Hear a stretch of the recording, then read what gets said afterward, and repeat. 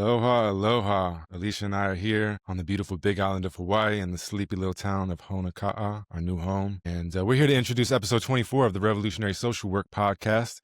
This one was recorded live at the NASW National Conference in Chicago with my mentor and friend, Dr. Amana Mbise. Yeah, and Dr. Amana Mbise, he is a professor of social work and he works at the University of Alaska, Anchorage. But he's more of a global scholar and advocate because a lot of his work spans from the US, but also to Tanzania and Denmark, and a lot of great interests like human trafficking.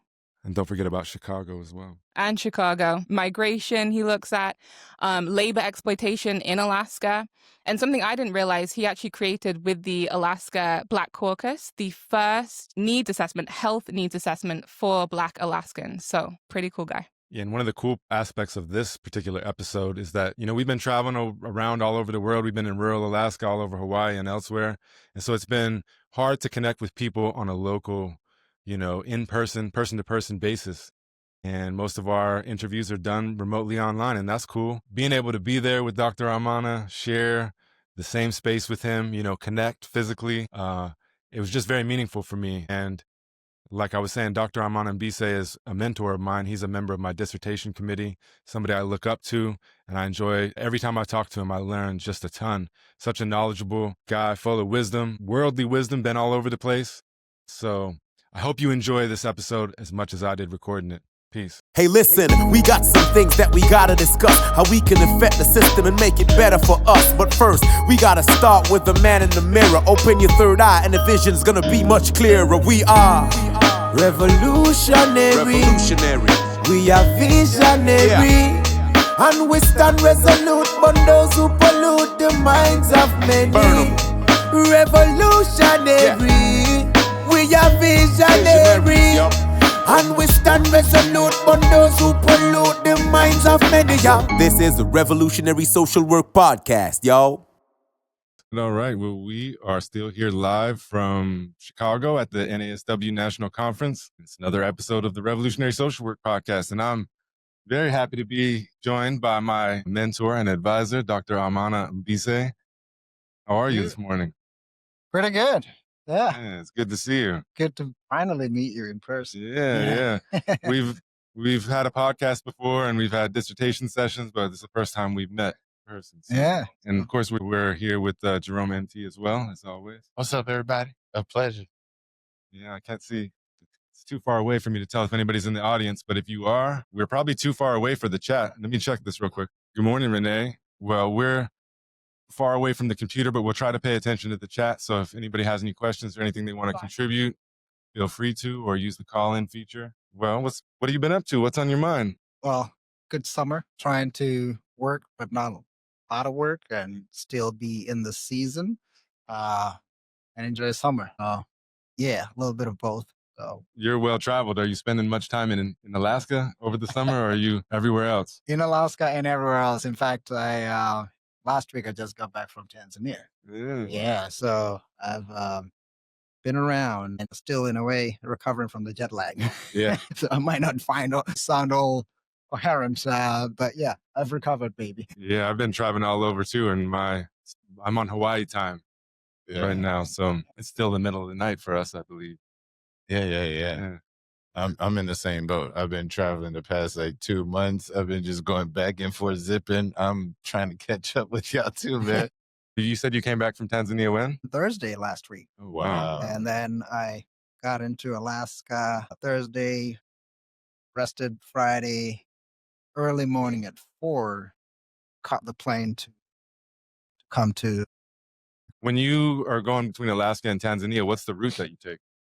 You can take a few. One, I took Seattle from Anchorage, flying to Seattle. It's about 4 hours.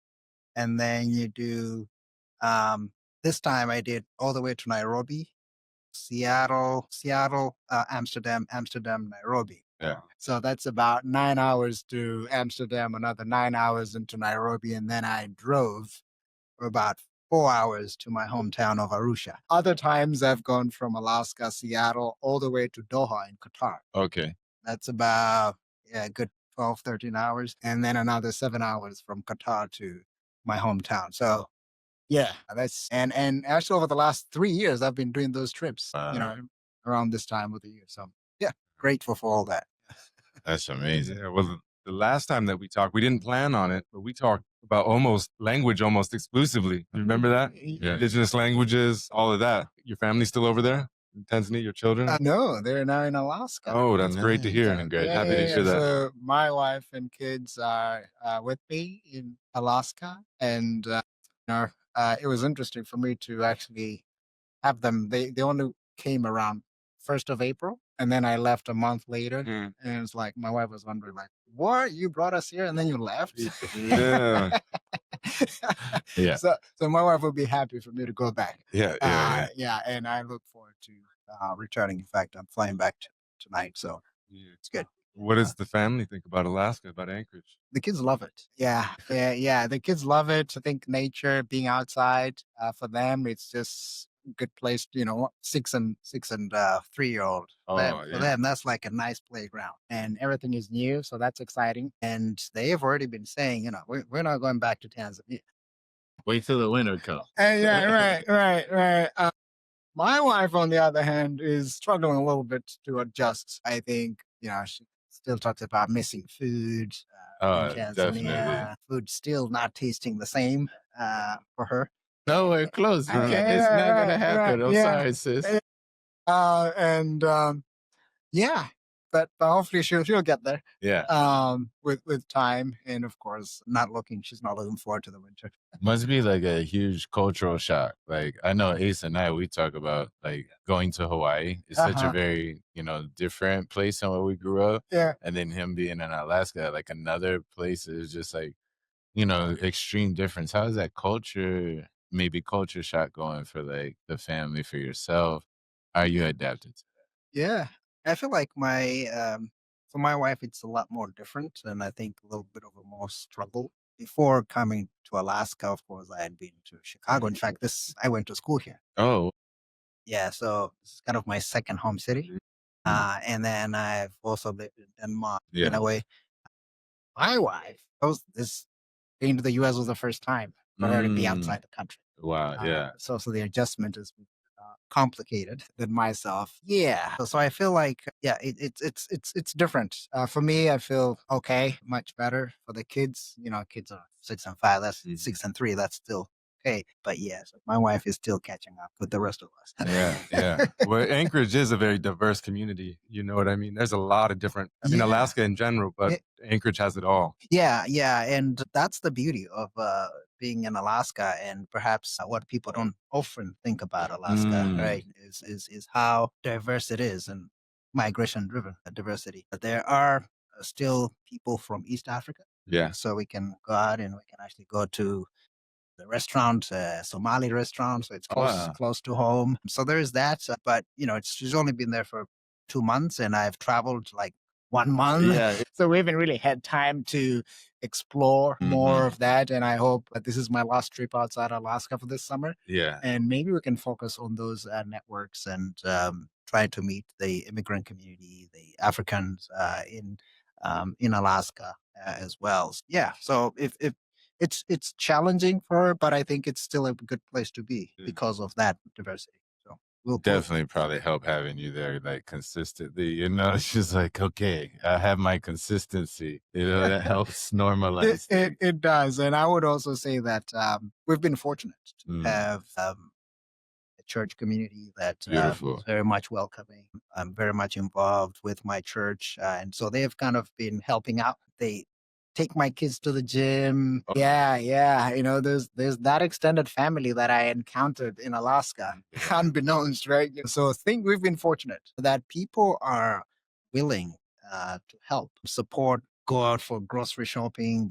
People are offering to help. So no, we're grateful for each and every one of those who have reached out to help support that and ease the integration in a little bit for my family. Yeah, that's beautiful. Like having that community just kind of pop up, support and have like avenues, right? Yeah. Through religion, through culture, through even here, like me being able to see the culture of social work, like the corporate culture of social work, it's interesting, because people feel highly supported in this environment, and being able to have that support and avenues to get to that support is really important. So Yeah. And, if I may add, as Christian mentioned, I've been all over the place. When I look at my time in Europe, spent time in Denmark, man, very different in terms of the support, warmth from people.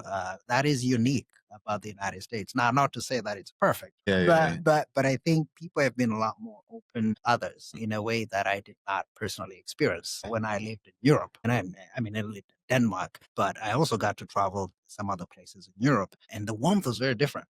I got to a point where I was like, I would rather be black in the United States than black in Europe. Definitely. Yeah. I think that's something people don't consider. I was born in Europe, right? I was born in Germany, and I didn't come to the US until 11. So I had no cultural context for being black in America or what that was. When I came and learned, I was like, wow, this is really weird. This is a new thing. So I had an opposite, because it was like before the wall came down in Germany and stuff. Right. So during that period, blackness was celebrated very differently, especially in Germany at the time, being a GI, being a military person. Oh, they love a black military person, it was really different. Then I came to the US, and it was like, oh, the social structure says that I'm less, right? So I would have loved to be black in Middle Eastern countries. Oh my God, that's the greatest. You go there, it's phenomenal.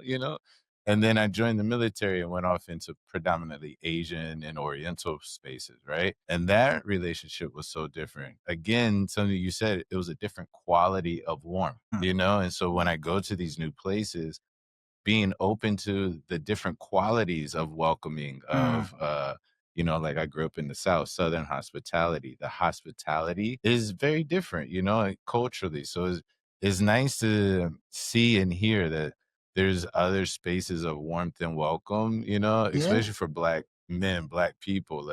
We don't really know. Back in the day, they had go to this spot in this state, and, this restaurant, this hotel. And we don't have that, and a lot of us are starting to travel more. And it's like, no, if you go to, Alaska, you might find some nice, comfortable people and welcoming, and there's a different quality. So be prepared. It might not be the same, bowl of soup you get in Louisiana, but it'll be something. 3%, 3 to 4% of us black in Alaska. Wow, that's amazing. Probably not as diverse as in Hawaii. Hawaii was interesting because it built, right? The population and the demographic is split more by occupation. The military occupies a larger population than minority groups. So black in Hawaii, up until maybe the pandemic, really wasn't its own demographic. It was just military that included the military's diversity. And then you had major groups like the Japanese, the Chinese, the Filipino, Koreans. And then you would go white, black, Hispanic, stuff like that, right? But military was bigger, and Japanese corporation was a larger group than everything else. But during the pandemic, it was a huge boom. We had so many Black Americans come into Hawaii, and we saw a huge community build overnight. So within 3 years, we went from a very small Black population with no identity, and we just had a small African spirituality community, practitioners and stuff. Then during the pandemic, boom, we got, Juneteenth was official, and we had big Black conferences and stuff like that. So yeah, just that little uptick in population really changed the culture out there. Yeah. That's fascinating. Yeah, that's interesting. It has a big black military population too, especially up in Fairbanks. But it seems like there's a pretty good population. Would you said it was 3%? Yeah. It almost seems like a little bit more than that, but I think that I'm just the type of white guy that I somehow attract a lot of black people. So. You do. You absolutely do. What's up, Charlie? I see you up there in the chat. Thanks for joining us. Hope you got something to contribute. Call in and join us if you'd like. One thing is that at UAF, University of Alaska Fairbanks, we only have the bachelor's program, the BSW. And so our field director quit halfway through the year, and I took over the seniors in the practicum. And so I've been pointing some of them. Some of them might have reached out to you already, because I'm like, oh yeah, reach out to Dr. Mbise. Oh yeah. But so yeah, you should have inherited probably 10, 15 of my students this coming year. Oh. Are you teaching the MSW program too? Yes, I am. Yeah. Yeah, so look out for them. Okay. Some of them might need you. Nice. Welcome. They're absolutely welcome to your school of social. Yeah. Well, let's talk about that. How you're liking teaching for the university? Great. It's now 7 years at UAA Social Work. Great community again. Felt very much well accepted. I started off as a postdoc back in 2018.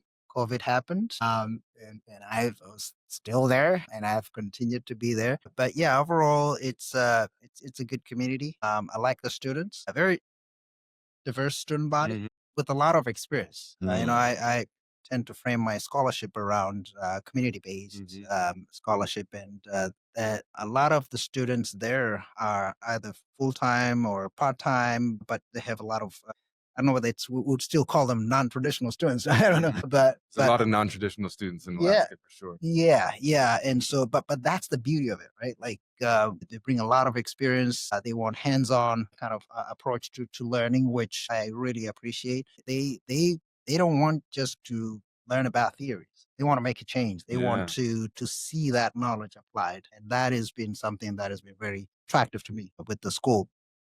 So yeah, I think I'll continue to be there for a while. Yeah, so it's working. It's I Yeah. need great. to know that secret to attracting people that want to do the work and that like practical things. You know, I'm a Yeah. very practical Mm. person, and when I'm teaching like spirituality, right, my focus is practical spirituality, Oh, right? So like all the woo woo stuff is fine, all the theories and all of yeah, that, but yeah. how does it actually bring peace and balance and harmony, and how can I use it? So, university, can you share us all the secret? What's the algorithm to get people that are willing to do the work? I find that to be the most difficult thing. People enjoy Yeah, ideas, yeah, but the work, you know, the inner work, especially like in order to serve people, you have to really give service to yourself and give attention to right. yourself. Yeah, And people don't want to do that because it's hard, you know, it's tedious. You have to have a lot of consistency. yeah, I tell people like things generally are simple. What makes it difficult is that you have to do it consistently over time. right. And that's the only real difficulty. With you attracting those type of students or having access to those students, what are some of the things that you have found help those type of students? Because if we do come across them, what are some things that you've learned that really helps empower them? Because those are Mm. the type of people we need. Well, I think as we're all educators, I Mhm. think we students look to what we do as role models in a way. They're learning from your actions, right? You're out in the community. Your teaching doesn't just end in the classroom, or in this case, it'll be a small Zoom room. Yeah. But when students see that you're actually out in the community, living your spirituality Yeah. through action, Mhm. um, um, that's how they get drawn to the work that you're doing. Mm. I think for me, as I said, my scholarship is very much community based. I like to go out in the community. I'm actively working with the Alaska Black Caucus. If Mm. you're talking about Juneteenth, tomorrow, in fact, we're launching the Equity Center in Yeah. downtown Anchorage. I'm out there. Yeah. So, that's me doing, right? And being involved and engaged in what's happening in the community. And that's where you meet those students, right? People see you through the work that you're doing. So I think above all else is what models are we putting for students in the actions that we do? That's how they get to be drawn to the work that we're doing as individual faculty, but also as a school. Okay, so they will recognize you through the work that you're doing. Yeah. So I think be real, go out there, Yeah. do the work, and Mhm. students will be drawn to that. Yeah. And I think for all of us here, I think I've known about your work through what you're doing. The podcast has grown so much because you're doing it. Yeah. You're out in the community. A lot of people know about Christian because of what you're doing outside the classroom. So I think let's keep doing that, and that's how we draw students and inspire students to come and want to do what you was. Yeah. Yeah, I think that good saying is that you make the road by walking it, and then people see you walking it, and they're like, "Hey, I want to take that path." yeah. In fact, one of the things that I was mostly thinking about when I moved to Alaska, Mm. when I was doing my postdoc, was, how do I get into the community, Yeah. right? Yeah. Because we're not an R1 research university, right? Mhm. Our work is mostly out in the community. And so the first thing that I did when I got there was I went to meet with the municipality folks, right? It was out in the community, focusing on relationship, right? Meeting people that will be the basis for the work that you'll be doing. So investing in what's happening in the community. Learn what organizations exist. What are some of the issues? Go to the municipality or attend some council meetings. In that, you will discover, what issues are of concern in the community. So yeah, so I would just say, go out there and learn from what's happening in the community, and through that, that's for me that is more impactful, relevant scholarship. That's relevant just as like citizens or people that are moving into a new space, like my mother and I, we did the same when we came from Hawaii to San Antonio, Texas. I had spent 20 years in Hawaii and, like you, establish and help build the Black community in Hawaii, right? So when we came to San Antonio, I had no more connections. I didn't know any of my community. I didn't know anybody except for like, a business connection and a realtor, Yeah. And that's what we had to do. We went, we saw people, we just asked every Black person we saw, like, hey, where do we hang out? Is there a place? Is there like, do we have an event coming?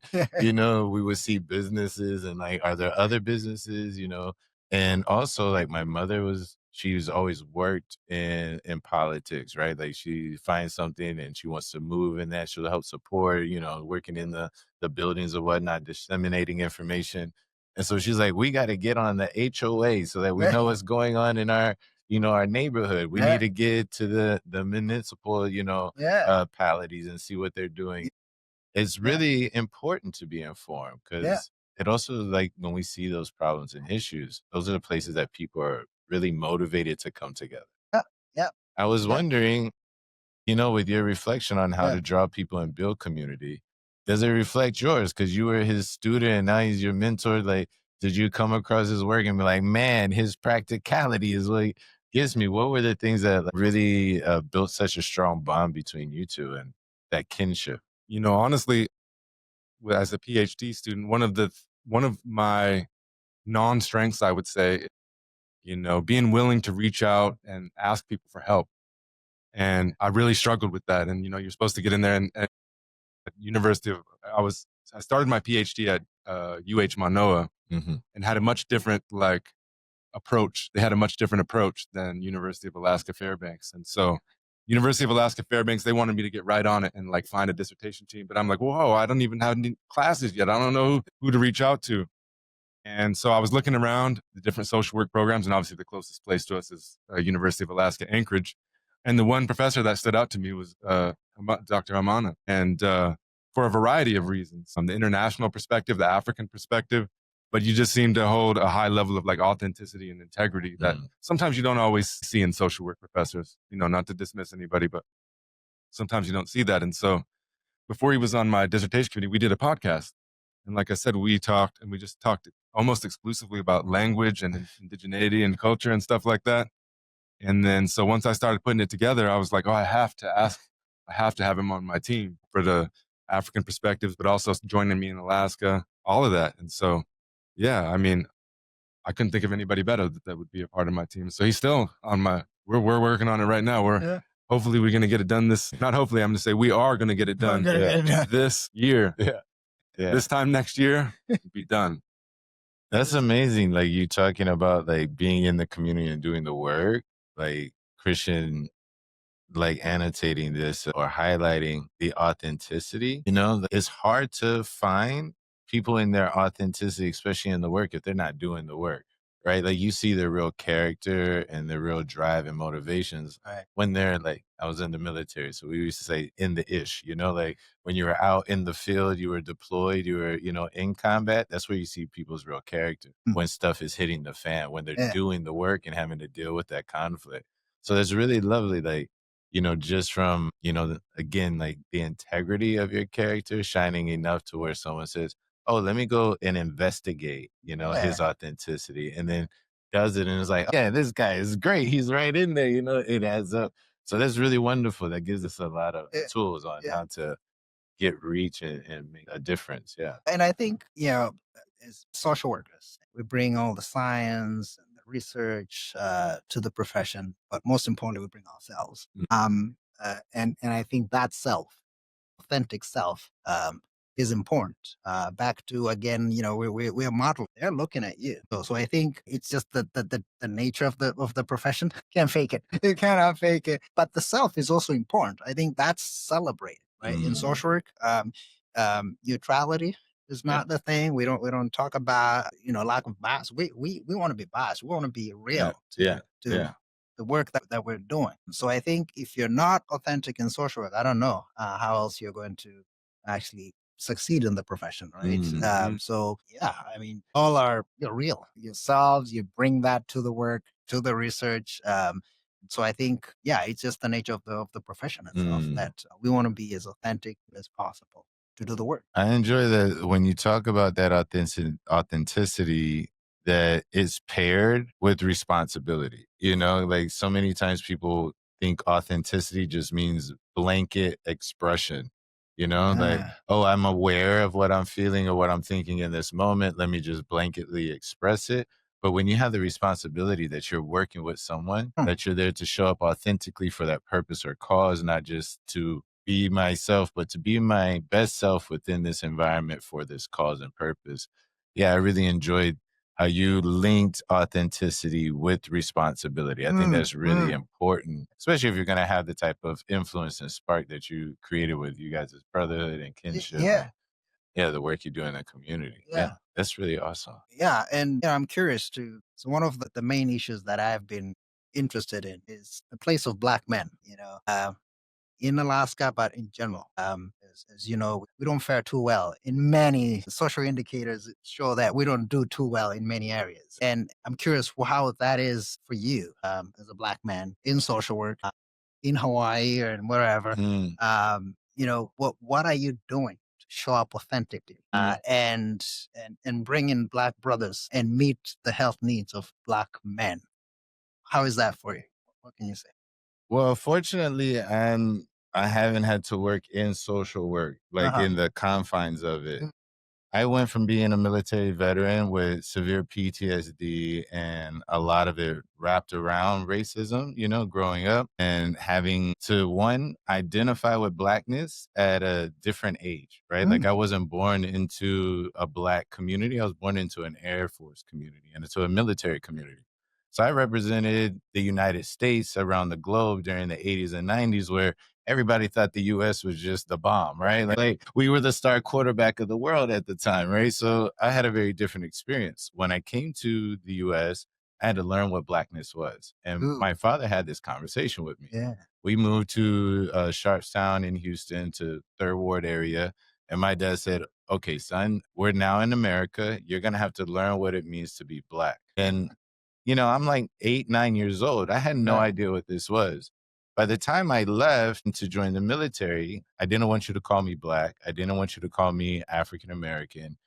In order for me to feel like I was strong in my Blackness, you had to call me an N-word. And I would tell you, nah, I ain't Black, I ain't this, I'm a da-da-da-da-da, because that was the only personification of power and strength and sovereignty that this social space allowed, right? It was either that or you had to be a clown of some sort. Those were the only two, right? You had to play a sport for entertainment. You had to be entertainment or you had to be a thug slave. Those were the only narratives available. And I found that so limiting because I came from an experience where I was saw as an American, but then also my Blackness and my father's Blackness in Arab countries and Asian countries, and even in parts of Europe, it was highly elevated, Right. mostly because money was king, right? When I came and I started to grow up, my parents were Christian ministers and pastors. So all of our life, my entire life was built around serving our community. And in the Black community, the church is the center. That's right. Right. Right. And so I was raised in a system where our focus was supplying the emotional, intellectual, and communal support that was needed for transformation, right? And really just transforming your mindset so that you could be, more peaceful, et cetera, et cetera, et cetera. So I grew up with that. As I grew up and went into the military and started working with men specifically, I learned that that narrative of sovereignty is the thing that we're missing. And we also no longer have the rites of passage that mark your sovereignty, right? And so I started to develop an observation of how our people have held these rites of passages together and what are the primary virtues and values that built them. Because I wasn't concerned with rites and rituals. I was concerned about the mindset that created the technology, right? The technology of saying that this young man has now moved into the space of sovereignty and authority over his life, and he can provide for women and children around him. That's such an epic moment of observation and acknowledgement that we don't get anymore. Yeah. And we also forget that it hasn't marked a change within ourselves. And so that changed my perspective and my desire and my thirst for knowledge and information. And so that made me look at different perspectives and different practices. And I realized that it wasn't a religious idea. It wasn't a national idea. It really was an absence of cultural understanding of my own self. And so now I try to build cultural spaces for Black men to come and learn about the things that, gave birth to their Blackness, that gave birth to their resilience, to their strengths, to their intelligence, and also gives them access to other narratives so that they can empower the ones that they have. Yeah. That's always been my focus is not to replace or to convert your mind, but to empower your mindset to expand the ideas and the beliefs that you have to create even more good, more benefit, more health, and more power. And a lot of that has just been, like you said, being out in the community. Yeah. Like I met Ace and his family with me teaching Orisha dance on Waikiki Beach. And I would just dance every day for an hour and I would teach pataki, like little parables and stuff. And we would talk about how it works practically in our lives. What do these energies mean, these mythologies mean for us practically? Instead of keeping it in an ideal world. So that's been my experience and what I try to do.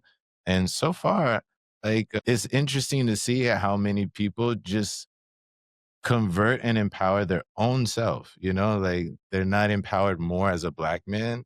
They're empowered like me. My name's Jerome. I'm empowered as Jerome, not as a Black man. And I think that's the importance of it because of this, everything that I do in my character and in my action adds value to this thing that they call being Black, right? It's not the other way around. Being Black doesn't add value to me. I'm the one that adds being Black. Right? We had someone say, Cachet yesterday in our interview. Cachet said, I'm looking at what type of ancestor I'm going to be. I'm looking at the legacy of human that I'm leaving, right? The story of humanity that I'm leaving behind. But a lot of us don't know that we can write our own story until we're given access to that sovereignty. That's really what I try to do. Yeah. Wow. Thank you for that. No, thank you. Thank you. That's just awesome. And I think we should bring him up to Alaska. Yeah, we should. Yeah, please. Because currently I'm kind of working around the areas of, how can we support Black men? Yeah. And what you say is just so powerful. And I've been questioning, what are those spaces where we can support Black men, reach Black men? And I have a barbershop project. So one of those spaces is barbershops. Yeah, absolutely. And I think in that same spirit of, how can we support, empower, work with, right? Black men to become whatever they want to be. Yeah. So that's been something that I've really felt called to do, and it just happened by chance, and I moved to Alaska and I did some work with the Alaska Black Caucus, and I led a health needs assessment, trying to understand what are some of the health needs of Black Alaskans, and in that we realized that of course Black men have very separate and unique needs. So what spawned out of that was a project that is now being supported by the Alaska State Health Department. Oh, beautiful. To reach out to Black men through barbershops and have conversations. So we're doing focus groups in barbershops to understand basically what's happening. What do Black men talk about in barbershops? And whether it's health or empowerment, leadership, entrepreneurship, whatever, right? Because we understand the social significance of barbershops in the Black community. Yeah. So how can we leverage that to be the space that empowers Black men, but also access to healthcare and so on? It's lovely that it's happening in Alaska, right? Because one of the first conversations we had were about talking circles, right? Yeah. And I was trying to facilitate pretty much African-based talking circle for Black men in Hawaii at the time. But that's what the barbershop was, right? It was a structure where literally you sat in a circle because all the shops, you know, the barbers are set like that, right? And you got the little couch over here that everybody's on, right? It has that space, and there's an order to it, right? And there's ways, rights of engagement. You know, like when I was in the military, we would have these banquets, you know, and before someone spoke, there was a point of order. You know, you had to say that. And there's points of order within that social structure of a barbershop, you know, and I think that's such a beautiful mechanism, right? To me, it's like a structure, it's an infrastructure that we can use. And that's the math part of, you know, any type of work within society. It's like, what are the institutions and infrastructures that hold space, that create space, that are hearths for the type of passion that's being there? And working with Black men specifically, but now I think it's starting to just become a greater masculine issue is we don't have solid infrastructure for the type of fire that we deal with, right? Because I can't go in certain spaces and tell you what I'm actually experiencing as a man, let alone a Black man in my society, in my home sometimes, in my general community, where I could just fully express it without being judged off of the softness that's needed for the rest of the world. That's right. Right? Because in the masculine terms, we generally deal with the most uncomfort, right? And so you're going to have a greater fire of that passion. There's going to be a greater weight that you got to put down. So you need stronger structures or more organized structures. And I think that's really beautiful that the barbershop is such a key one, you know? And looking for new structures where we don't have them anymore. That used to be in the churches, used to be in the lodges, used to be in the country clubs. But now those are becoming too exclusive. They're becoming too inaccessible. So the barbershop is like, you know, the podcast and the barbershop is like the new talking circle now. We'll come do a podcast in the barbershop. Let's do it. You know, I working with a lot of Black male students over the years, I found that lots of people have assumptions and expectations about Black men, and that the best thing that I can do or that we can do as you know, a professor or whatever kind of relationship that you're in is allow them to be themselves. Listen to them and allow them to be themselves without making some assumption and having these other expectations for who they're supposed to be or who they should be or whatnot, because I feel like they're dealing with that. You all are dealing with that all the time. I think that, you know, in the talking circle is the perfect space to do that as well, because, you know, you have your individual opportunity to be your authentic self. You can say whatever you want and everybody got to listen to you. Yeah. Do you know what I mean? Yeah. Yeah, and I like the point that you mentioned that these spaces are kind of eroding. Other spaces. Now, what I'm also thinking is how can we create those spaces in universities? And I've started like a support group or formal group with just Black men at the University of Alaska in Anchorage. We call it Brothers Excellence. Again, just trying to provide that infrastructure, that space where Black male students can freely share and talk to somebody that looks like them, that has somewhat related experiences, and where they can feel free and not judged, and where they can feel trusted. So I think, you know, we need to recreate those spaces. It is true. What I'm also learning is the barbershop as a space in Anchorage, in Alaska, is different from the barbershop in Chicago. Yeah. You know, it's going to be different. So I would think it's about imagining or envisioning what would a barbershop space look like in Anchorage, in Fairbanks, right? For Black men or a barbershop in Chicago is different from a barbershop in Houston. Let me tell you. Okay, y'all different up here in the north. It's different. You know, I wanted to ask both of you because I have you here. And one of the reasons why I want to ask is my brother, right? His son's godfather, right? And I think all the time in the back of my head, I'm like, my brother's raising a young Black man too, right? And I love Ace because one of the things is I never have to differentiate between my Black mind and the mind I use to speak to him, right? Because he's definitely been one of those people that have maintained or rejuvenated or like renewed his natural mind, the way his Mm. principles are, his character. You know, I never think that I'm having to look at my brother on the other side of my race issue, right? Because that's the issue somebody gave it to me, right? It's like getting issued clothes in the military. This is something that was issued to me. It wasn't something I was born with, because if I'm in Africa, I'm Igbo. I'm not black. We are there. So I love that, like, I have that. Yeah. But a lot of the things that we're talking about, I don't have children. These spaces for men in our social structures, you guys also being social workers, Yeah. from my side, just dealing with Black men in their spiritual and emotional realms, the biggest thing that I'm seeing is that they're not a part of their family, that there's so many barriers to them being powerful, productive, strong representations of their own authenticity, right? Their own values, their own virtues, their own ideas.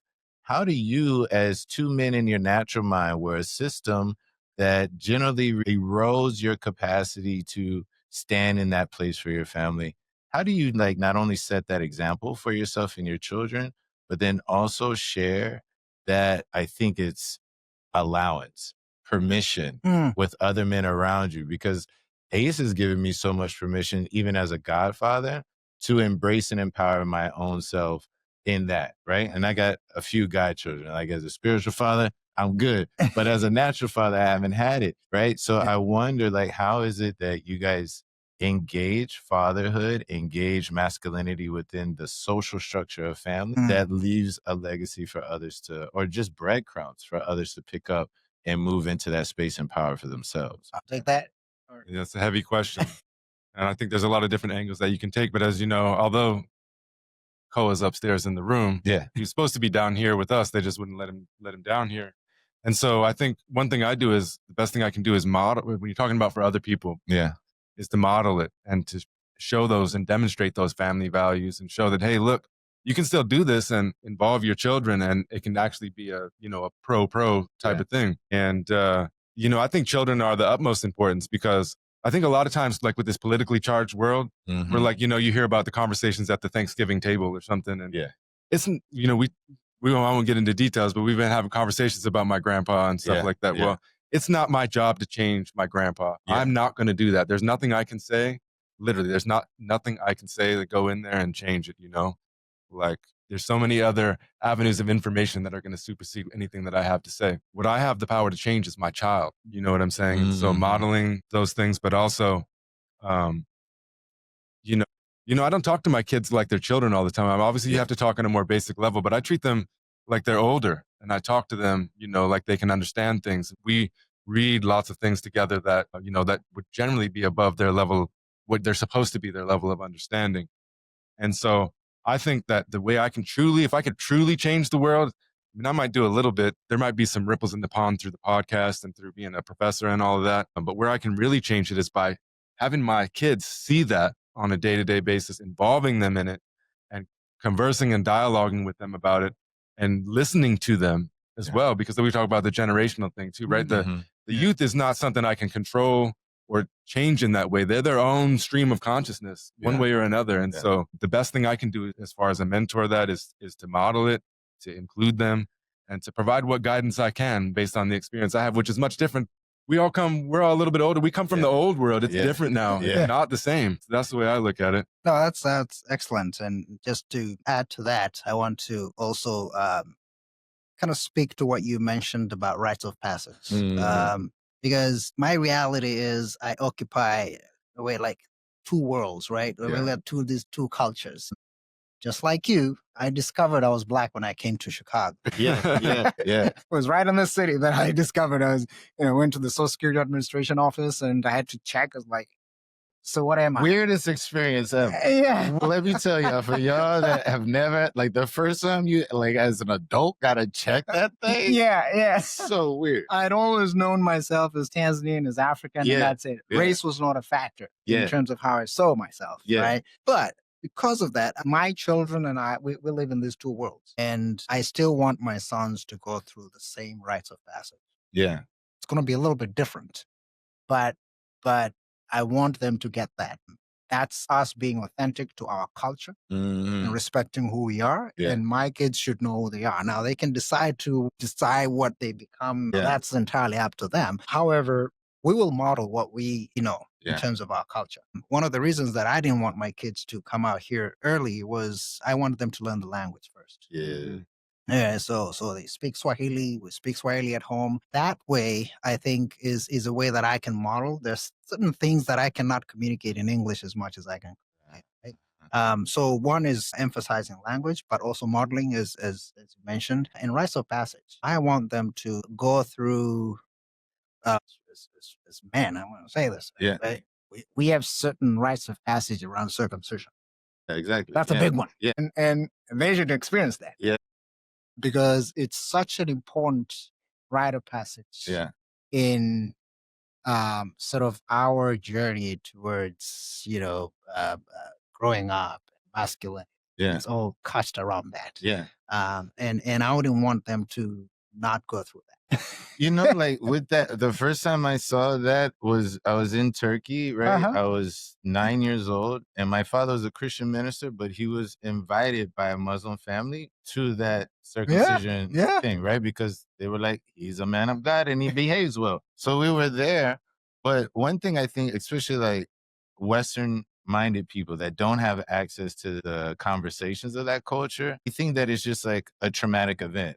But they don't know that the culture provides a narrative that's fully functional, from the foods that we eat to the clothes that we wear to the way that you're bathed, the way that the mother coddles you and then stops it. And there's an entire social structure that helps support you up there so that when you get there, you're fully prepared. Yeah. Even the rites of passages of like men being, 13, like they love the Spartan one, right? Like you're 5 years old, we throw you to the wolves, right? But there was a social preparation, right? There was, again, modeling and things like that. Yeah. To your point too of like having two worlds, this is one of the things that I think make Ace and I really work well together, is that I see my brother as a two-world person. He has to function in both. And he's just like, what I think is the other side of my world, he's like, man, I'm trying to get over home to y'all. And then I got to go back out and do it this other one.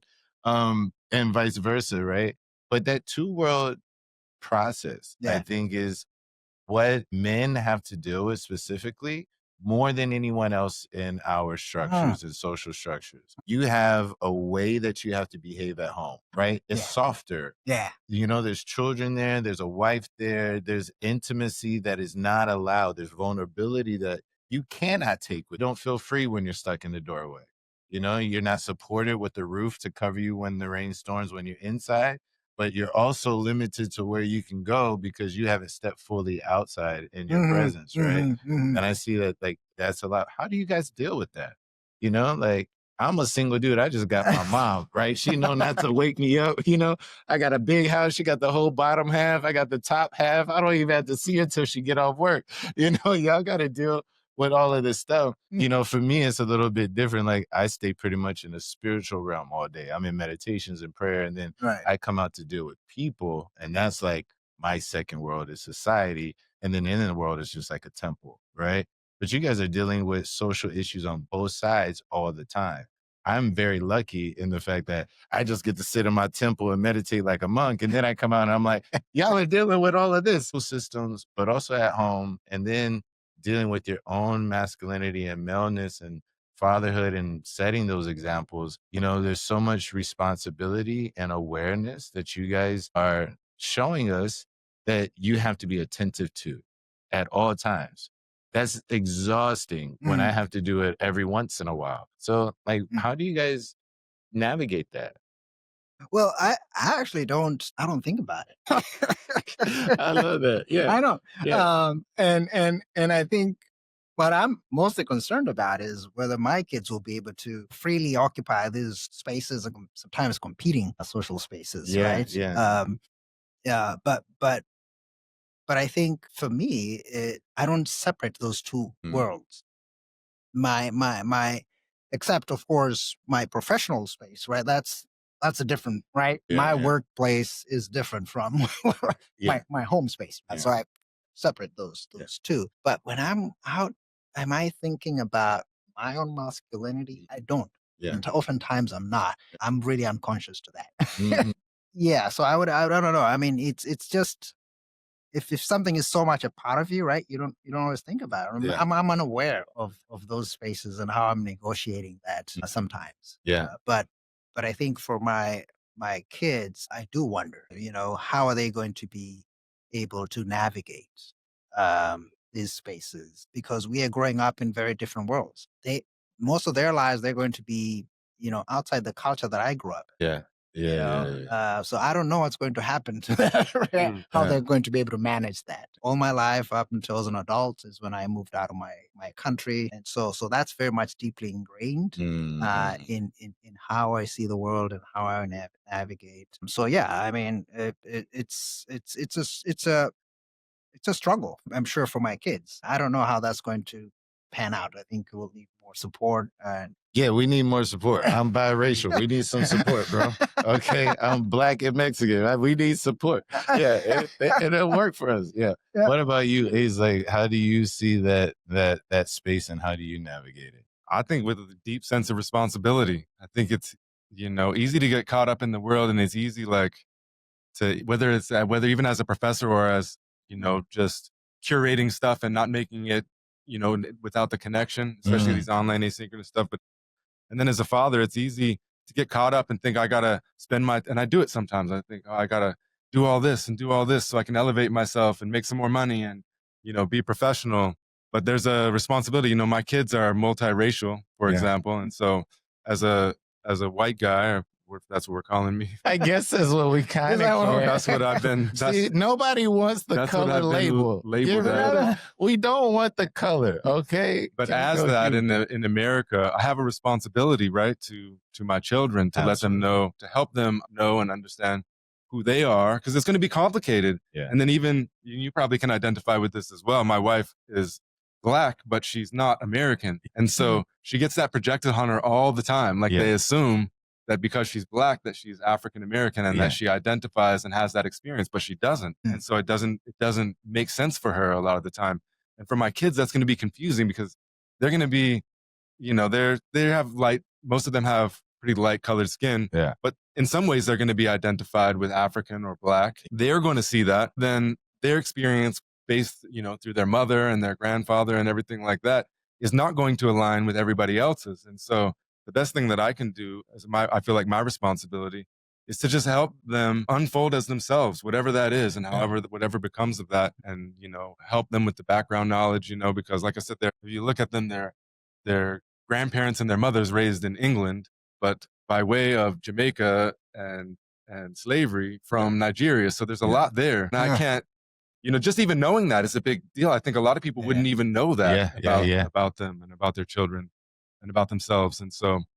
And not to mention my side of things, which is all over the freaking place. Yeah, yeah. And so I think just taking the responsibility to do the best I can to, talk to them and let those things unfold. And they're interested in it. Co upstairs, he wants to know about these things. He's over there picking up the journal of my ancestor already and reading it. And he's, we talk about, their Jamaican heritage. Yeah. And they want to know about Jamaica, and they want to know about even like reggae music and Bob Marley, but not just as the music. They want to know about it and what's the meaning and the message behind it. So I don't know. Long story short, I feel like it's about responsibility and embracing the responsibility, because embracing it not only helps them, but it also helps me. It makes me a better person. Yeah.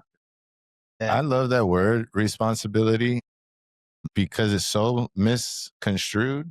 But if you just break it down, right, it means able to respond to. That's right. Right. And I think when we take authority and agency of that responsibility, especially as men, right, it really does empower you. And it's also nice to hear that the things that you guys are emphasizing are the things that actually rang true for me, right? Like I've explained, I didn't come with this understanding of being Black. I come from a biracial background and had to learn what race was and how it formulates my limitations within this society, right? Or it limits the society, doesn't limit me. It limits the society to receive the greatness that I am, right? And I didn't understand that until later. But it comes from my mother and father taking responsibility. My mother's a Mexican woman. As soon as she knew she was going to be with a black man, she signed up for African American studies. I was a young kid. She's like, you're not black, you're not Mexican, you're Jerome. I want you to be that. But you have these. And here's some list of great men that you're going to need to know how they behave, because socially they were in the same box as you. And what they did moved mountains for all of the people that look like you. So I was told, you got Cesar Chavez, you got Malcolm X, you got Martin Luther King. Those are a little bit different, so you're probably going to pick one. My dad went Martin, I went Malcolm. As you can see, got the glasses, everything, right? And, it gave me that type of blueprint. But it was the responsibility of my parents, the modeling of my father, specifically dealing with those different worlds, right? Like being in a circle full of black men that needed empowerment as a pastor and a bishop, and in the barbershops too.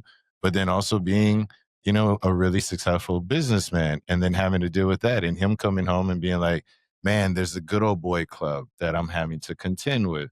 And this is the way that structure limits our access. And I've got to deal with that, and having that conversation. So the modeling, the real responsibility, and also just the open conversation, encouraging curiosity that you said, Ace, I think is so important. There's so many of us that are afraid.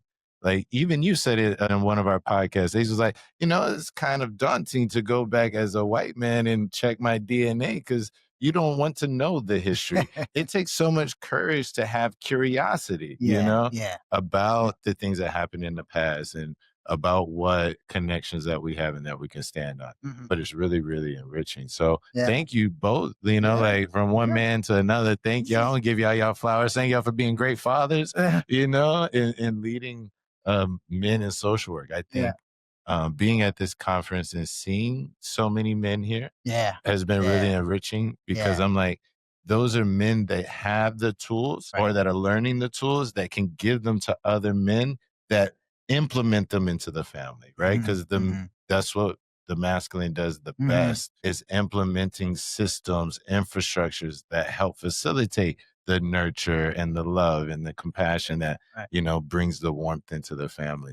So thank y'all both for just like articulating that for all of us, but also being great examples of it. Yeah. To build on that also here at the conference, you said, there's a lot of men, and in social work, it's not always like in leadership, but definitely by like the people out there in the trenches, it's mostly women. Like even most of my students are female, but the men that come through seem to be, and you can notice that here, highly ambitious. Not, I mean, like to make a bunch of money or power. I'm not saying that doesn't exist, but I mean, they are very ambitious, meaning that like many of the men in social work have had their own issues, and they totally want to be here because they want to make a difference. Yeah.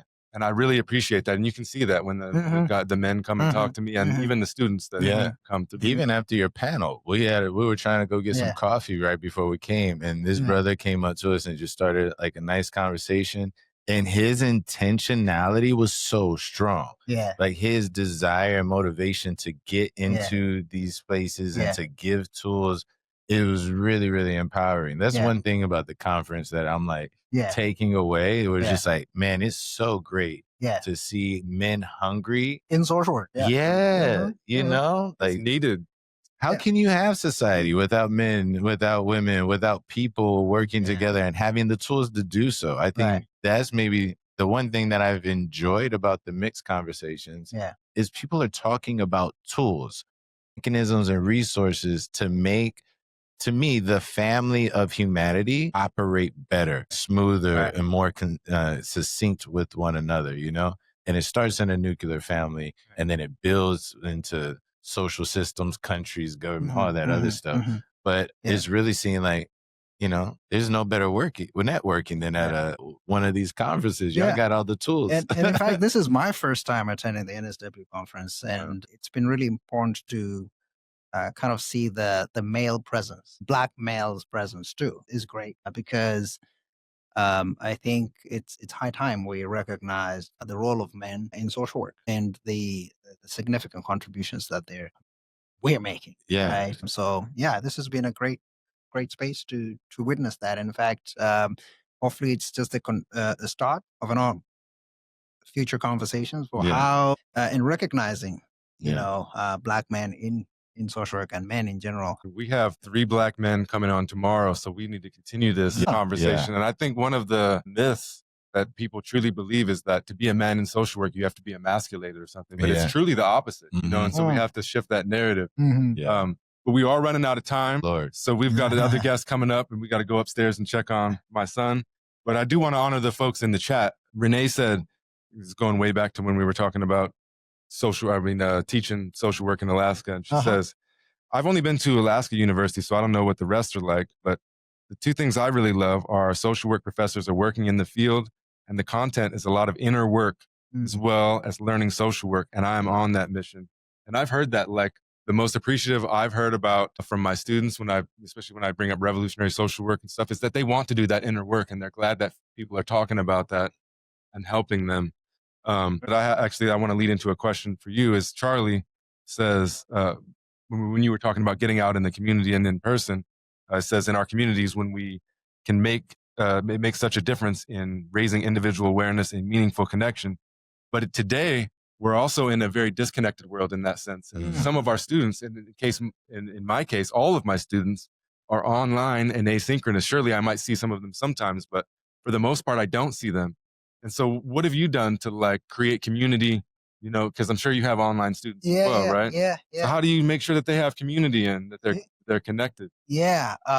Good question. Let us know. And I would add that our program is 100% online. Oh, it is. So you're with me. Yes. Yeah. Okay. Wow. And so what there's been attempts to sort of like look at, where are our students? If we might have like an Anchorage get together where the students themselves can get together, or maybe in Fairbanks, right? Those who are in Fairbanks or in Juneau, right?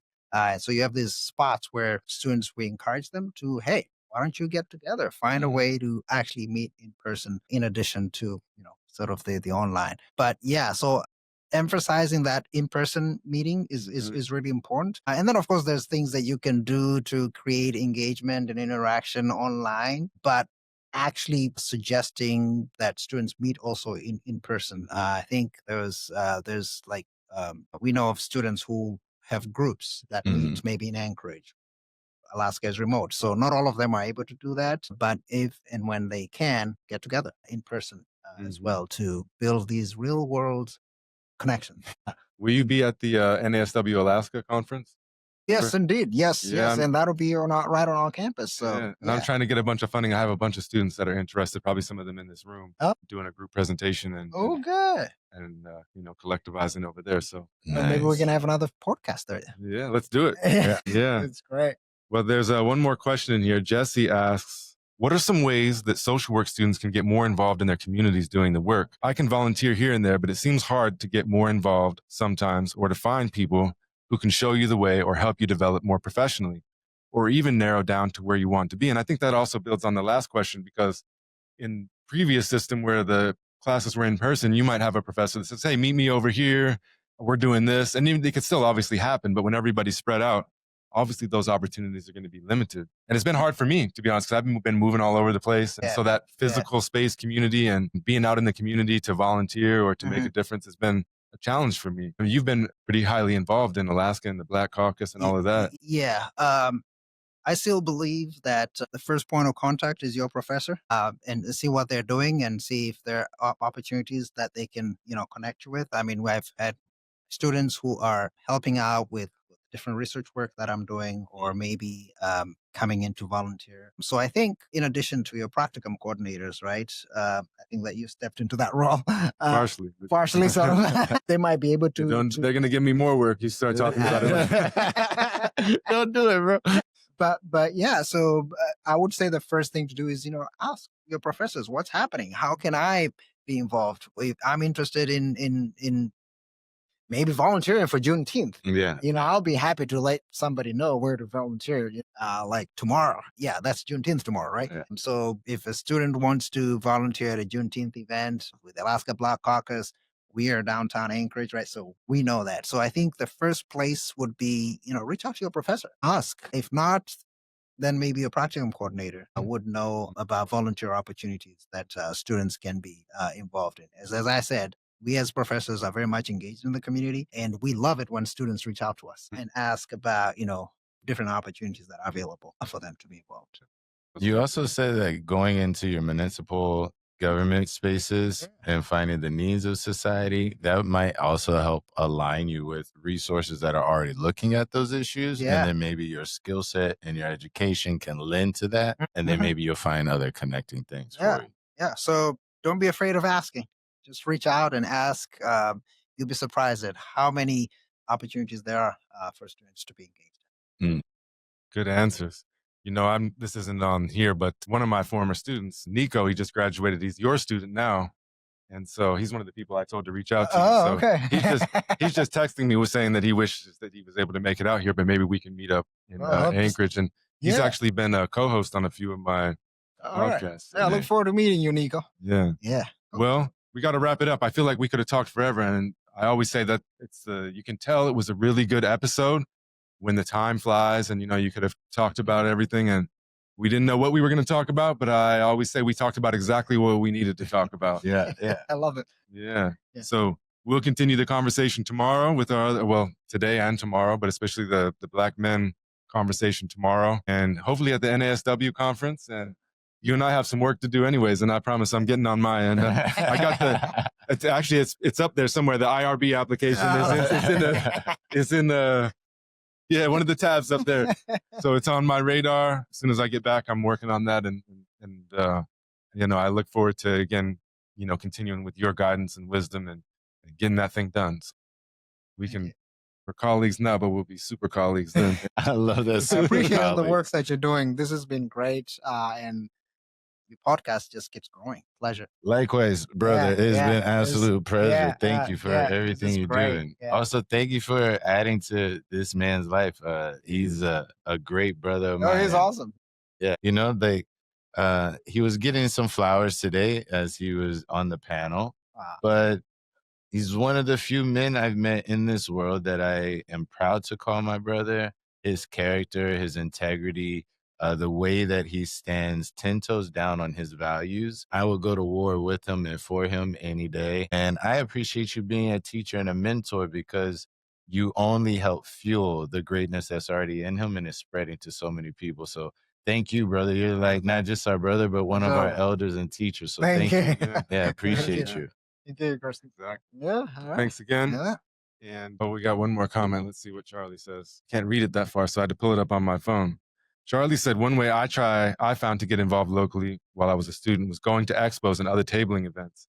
I took business cards from anyone who offered one, and if their organization or agency was related to my interests and passions, I contacted them and offered to buy them a coffee. Some took me up, others didn't, but it's easy and free, and that's excellent advice, Charlie. Wow. Yeah. And Charlie, I always appreciate, that's another Black man that was one of my students. And so I always appreciate you, Charlie. You always add perspective, and you contributed. It's amazing as a professor too, how much students contribute to our lives. And I guess he's not my student anymore, so he's more of a colleague. But just want you to know I appreciate you, Charlie, and thanks for sharing your perspective. That's all we got for now. We got to go. It's bam, bam, bam for us. So we got more people coming soon. Peace, everybody. You've been listening to the Revolutionary Social Work Podcast, and we just want to say thank you for your continued support. You can catch us on YouTube, Apple Music, and Spotify. Remember to like and subscribe, and don't forget to share our content with the world. But most of all, never forget to keep being revolutionary. Peace.